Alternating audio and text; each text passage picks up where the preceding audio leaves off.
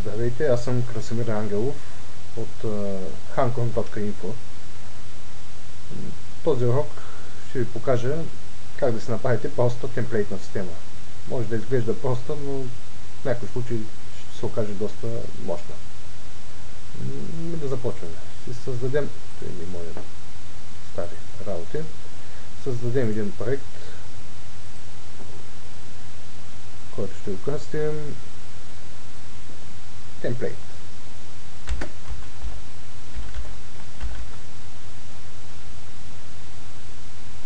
Така, ще създадем вътре една директория за темплейтите. Това ще кръстим темп. И в нея ще създадем първия файл. В случая аз ги правя HTML файлове, но мене ако питате, както и да ги направите, ще бъдат заредени. Пише ги HTML, защото NetBeans да ми помага с синтаксиса. Значи, темплейта ще го кръстим и него индекс. И ще махнем това.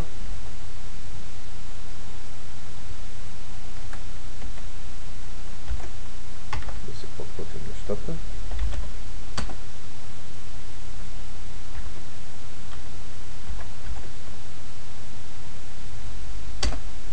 И каква е идеята?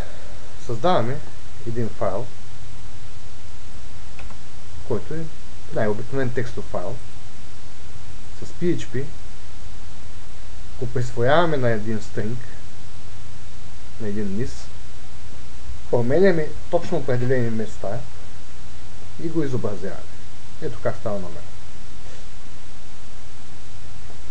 Създаваме си в HTML едни маркери.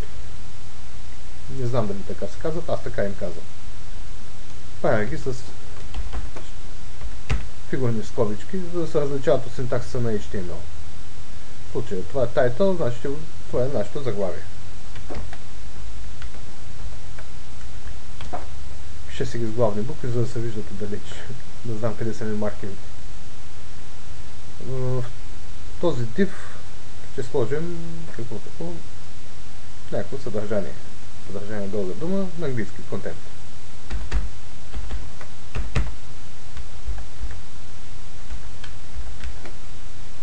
И точно тези неща ще ги заменим с точно определени неща. Ето как. Създаваме си една променлива. File name, която приема стойността на един стринг, който ни показва пътя до файла. До темплейтния файл. В случая това е temp, наклонна черта и индекс HTML.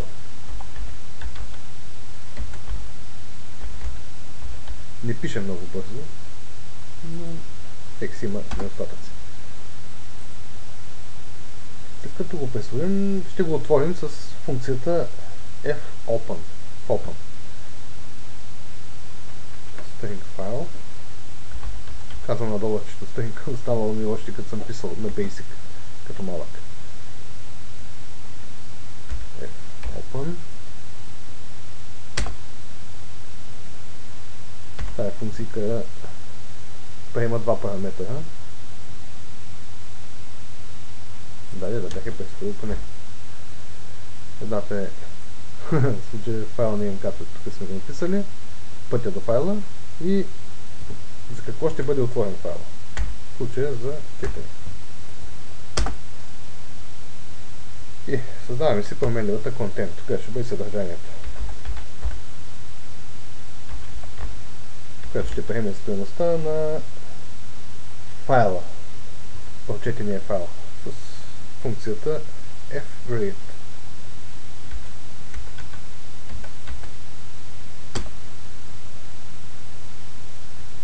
Която приема два параметра. Един параметр в случая е това, а другия параметр е дължината на файла.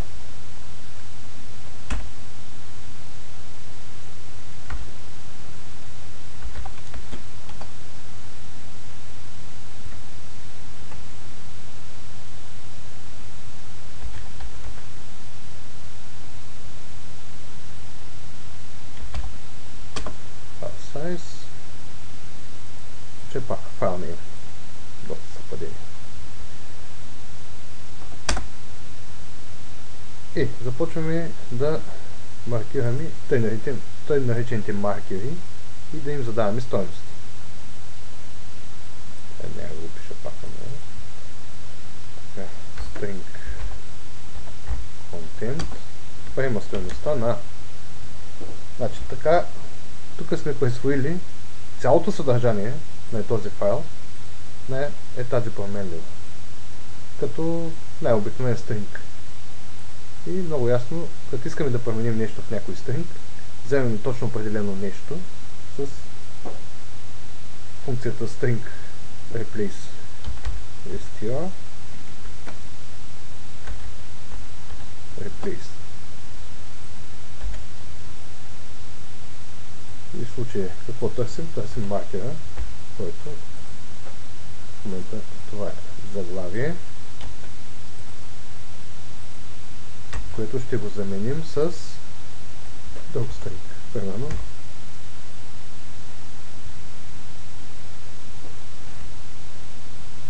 моята страница.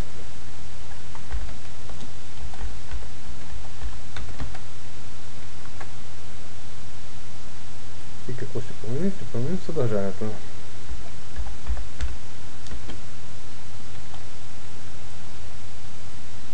Имаме още един маркер, затова още една промяна ще направим. Значи този маркер е content.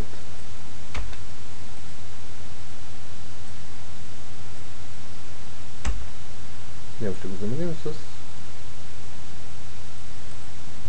добре дошли.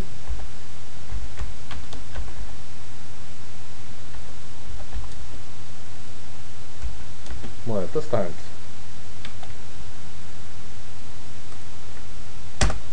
И почти сме готови. Единственото, което трябва да направим в случая е да отпечатаме това, което сме променили. Не точно печатаме, да изобразим. С echo content. И да видим какво е станало.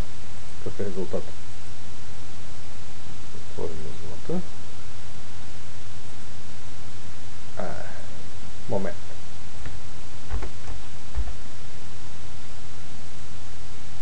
И ето, имаме. Да погледнем source кода. Какво сме променили? Тук какво имаше? Заглавие, маркер заглавие. А тук имахме контент маркер. Ето, да се припомним. Заглавие и контент. В случай вече сме ги променили. Динамично с PHP. На пръв поглед всеки си каже, защо да ги променя, като мога да напиша тук? Да, обаче ти разбираш от PHP. Когато работиш с екип, не всички разбират от PHP. Там ще има и дизайнери, които разбират само от HTML. И той като твой HTML ще каже, това тук е заглавието. Значи, тук ще сложа това, тук ще сложа онова и той знае за какво става въпрос. А не тук някакъв неразбираем PHP код за него. И да вкараме малко повече динамика. Да пробваме. Ще създадем още едно файлче. Ще го кръстим opt. Сега ще ви кажа защо. Тук мисля да сложа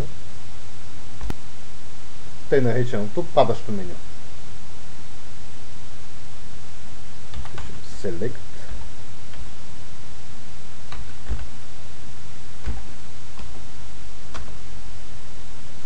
Да преслагаме един маркер, който ще бъде кръстен opt. Съкръщение от option. Какво да сложим? Name. Еди какво си.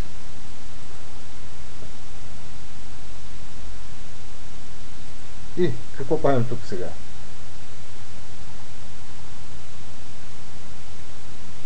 Момент да ги пиша наново. Ще ги копирам.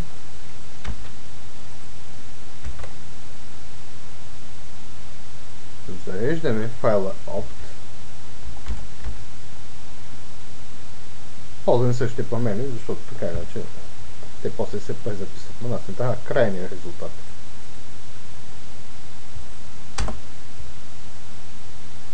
Зареждаме Opt.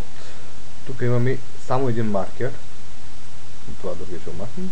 И маркерът тук е Opt, който приема стойността на променливата Opt, която после ще напишем. Айде да ми се повторят контент да бъде con. Така е по-добре вече.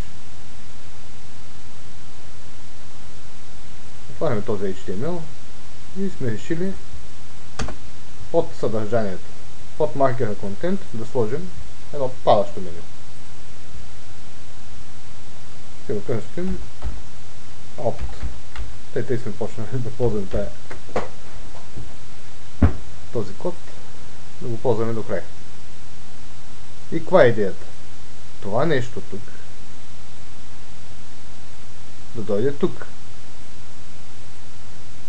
Той така става. Момент само да заменя маркера.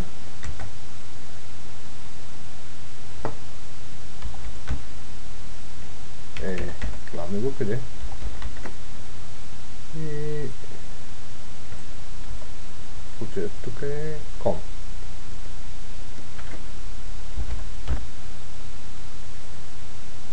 Какво става?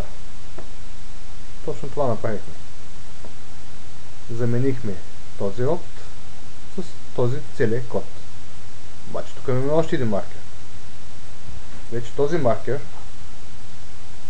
който е точно този, ще го заменим с променливата Opt, която сега ще видите какво приема за стойност.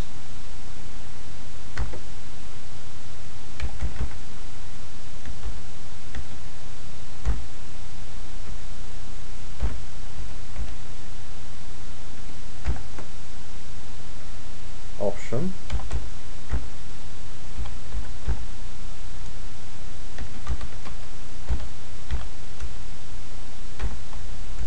value 1 със стойност 1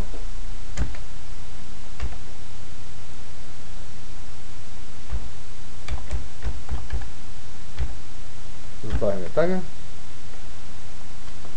и ще го напишем няколко пъти. Ще го копна.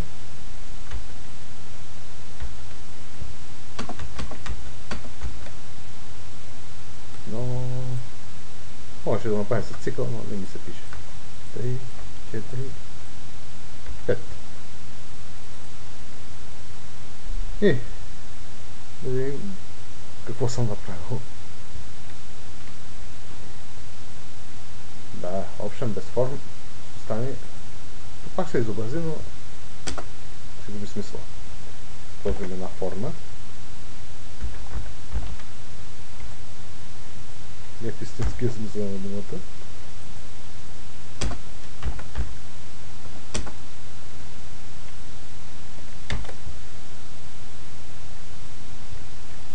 И ето какво имаме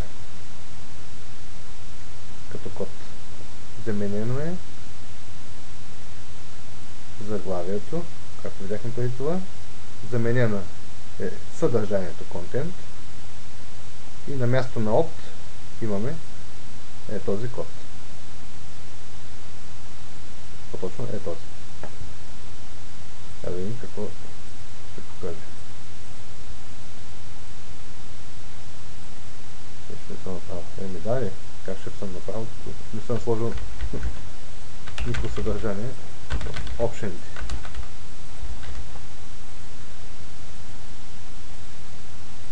И ето, имаме едно падащо меню. Направено с тази проста темплейтна система. Надявам се да сте ме разбрали. Ако има въпроси, питайте във форума. Айде, чао!